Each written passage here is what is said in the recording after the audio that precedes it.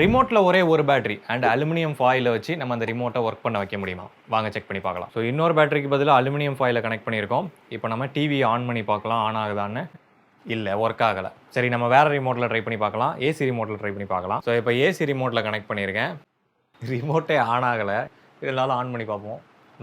No response. இந்த 2 ரிமோட்டும் high power remote. இதில் டிஸ்பிளே இருக்குது, இதில் ப்ளூடூத் கனெக்டிவிட்டி இருக்குது அப்படின்றதுனால அதுக்கு ஹை பவர் இருந்தால் தான் அதுக்கப்புறமா தான் இன்ஃப்ராரெட்டுக்கான சப்ளையே கொடுக்கும். இப்போ அந்த ஃபேன் ரிமோட்டில் வந்து நான் அந்த அலுமினியம் ஃபாயில் கனெக்ட் பண்ணியிருக்கேன். இது ஆன் ஆகுதான்னு சொல்லி செக் பண்ணலாம்.